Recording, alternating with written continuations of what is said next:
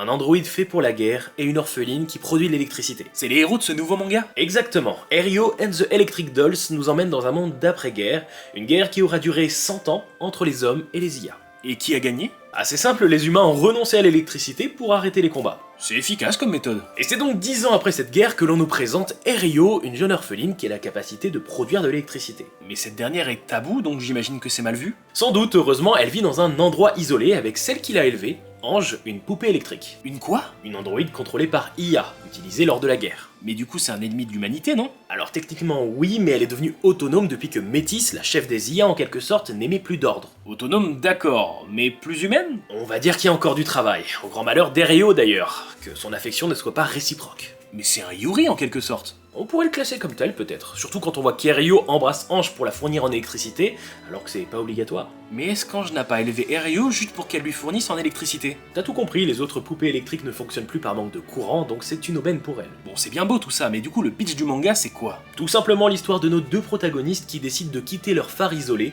pour découvrir le monde. Et le récit il est glauque, chill, reposant, épique? Dans ce premier tome, on est sur de la découverte, à l'ambiance reposante et contemplative.